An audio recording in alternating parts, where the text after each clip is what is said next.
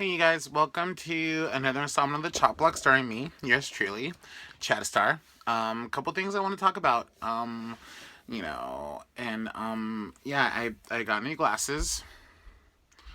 I wasn't wearing glasses before, but I'm wearing glasses now, and yeah, I kind of like them. They kind of give me a little bit more of a brainy look to myself. Yeah, since my whole single breakup escapade, I kind of been tinkering with new ideas on my whole look and my appearance and everything like that, trying to see what to work on, what not to work on, getting my body back in check. Yeah, that's what I'm talking about. See that? Yeah, sexy arms, sexy arms. What? Got the whole chin strap thing going on. And so, yeah, I'm just pretty much working on making myself a better individual. Because, in the words of RuPaul, before anybody can love you, you have to love yourself. And I'm a firm believer in that. And I'm trying to find ways into loving myself because I really didn't have a lot of self love for myself before. But I am creating self love now. And, well, I mean, not so much self love at the moment as much as it is more self exploration and discovering and learning new things about myself. And so, I'm hitting the gym again. I'm working out. I'm lost a lot of my relationship weight that I gained when I was in that relationship. And the next relationship I get in, I don't plan on gaining the weight back again because, yeah, I kind of plan on. And so, basically, a couple of things that I've noticed. One thing is this whole presidential thing with Donald Trump and Hillary Clinton and Bernie Sanders and everything like that. It seems like I remember back when I was a child and growing up in my teenage years, and I'm 27 now, going on 28, and getting into my early 20s, and everything like that.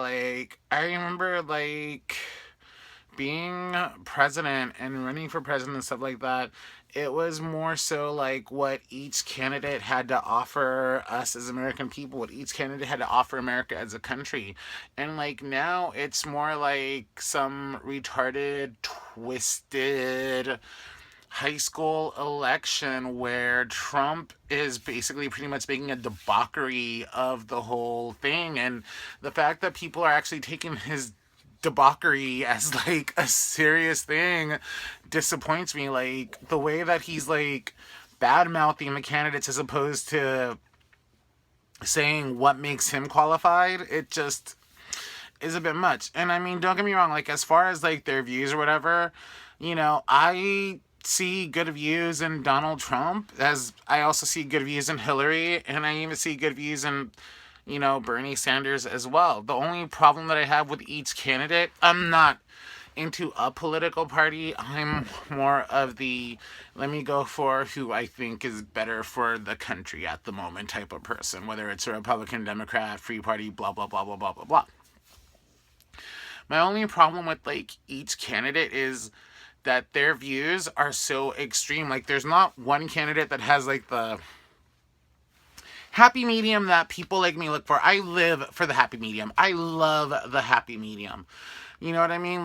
I'm against this whole anti-immigrant wall thing that Donald Trump is doing, but then I'm also against the whole totally welcoming everybody and having a welcome center for everybody to come here illegally as well. No, it shouldn't be that way. There should be that medium balance ground. You know what I mean? Second, second thing is it should be people should just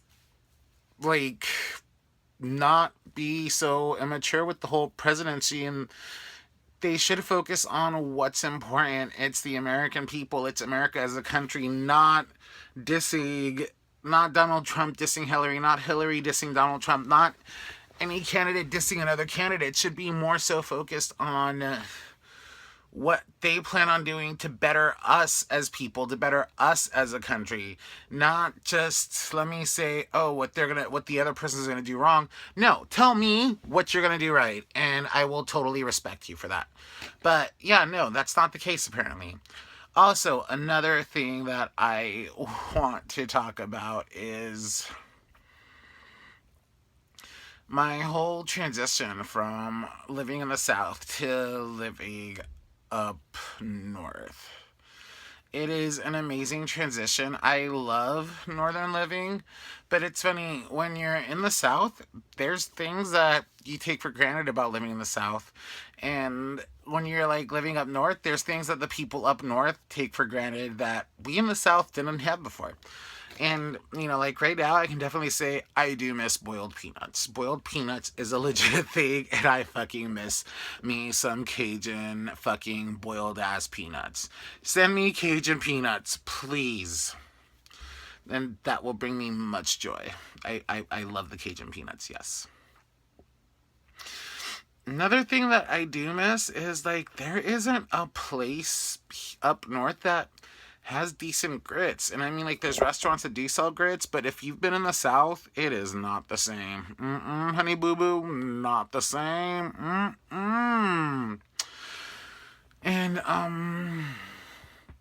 another thing that I am not fond of with being up north is we're in May and it's still really, really, really cold. Like, I'm shooting this video in my bedroom, and yeah, I'm wearing a sleeveless shirt, and yeah, I am wearing my underwear, but like, that's because like I'm in the privacy of my own house with the heater on. It's not because like it's that warm. It's just I'm someone that in my own personal space don't really like to wear clothes on much. It's a thing. It is a thing. And so, I've been trying to like try out new styles in my hair. Like right now, I'm doing this whole like long side swept thing. Well, side swept back thing. And like, I'm just, doing me and trying to like figure out new things that work for me. I've also developed like the biggest underwear fetish. Like I buy underwear and undergarments like nonstop. It's a thing. It is like a really sad addiction and I love it. Another thing is people in New York are fucking psychotic drivers. If you have not developed road rage, move to New York, and within 2 weeks, you will develop some motherfucking road rage. Another thing is, I'm trying to make shit fuck a word. So for those of you guys who do like to cuss and who do like profanity, join me on making shit fuck an official word. Let us all make shit fuck a word. I concur. Shit fuck will be a word. Also, another thing too about like living in New York in up north is apparently bacon, egg, and cheese on some form of bread is a breakfast item. It's a thing, and it's a really yummy thing, especially a bacon, egg, and cheese bagel. That's a thing, and that is one thing that like if I ever lived in the South again, I would miss from up north is the bacon, egg, and cheese concept. Bacon, egg, and cheese is a yummy concept. I love me some bacon. Actually, I also love butter too. That's from the southern part of me too that loves the butter. Like basically, give me like fats, and I am happy with butter and bacon and everything like that. Even though like I'm not like that fat. I'm like more muscly, you know what I mean? But like still it that's cuz I cut myself from the foods that I do love because I gain weight rather easily, but I also lose weight rather easily. And I also build muscle rather easily too. So, yeah. I just kind of have to like find that balance and keep that balance. So I limit myself from like animal fats and like things like that, and I do high protein, high fibers, and avoid sugar as much as possible and keep my food sources as natural as possible. And I avoid alcohol and all that fun stuff. But I can't wait for like it to start actually getting really warm because I like wearing tank tops, and showing off the muscles. And I like wearing like shorts and showing off the legs. You know what I mean? And I like going to the beach, and I like going to the pool, and I like working on my tan. Like I am so not tan compared to how I usually am. It's a thing. It is a thing. And so, I also decided that I think I think it's time for me to put my feet out into the dating waters and try dating again, because I'm 27, almost 28 years old, and I can't hold a relationship, and it's so fucking sad. And I could sit here and I can blame everybody I've dated, but I could also blame me too, because the truth is, I've made my fair share of bad choices in relationships. I made my fair share of bad choices and who I get in a relationship with. I made a lot of bad choices myself, and I can't blame the other guys for my bad choices when I chose them knowing the possibilities, knowing what they were, knowing who they were. I made that choice. So this time I plan on going in and trying to date and everything like that, but doing it in a different way to see if I get different results.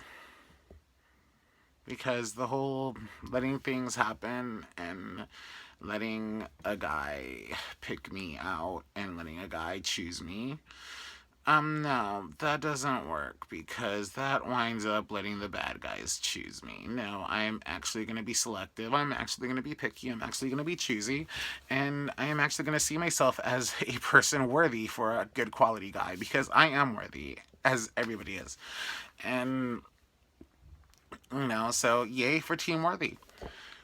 And guys, comment, let me know what you think about everything, and please, just follow and like and subscribe and share, and please comment and tell me what you guys think I could do to make things better, what you guys think I could do to not make things better. I mean, it's you guys are the reason why I'm doing this. You know what I mean? Love you guys. Have fun. Be safe.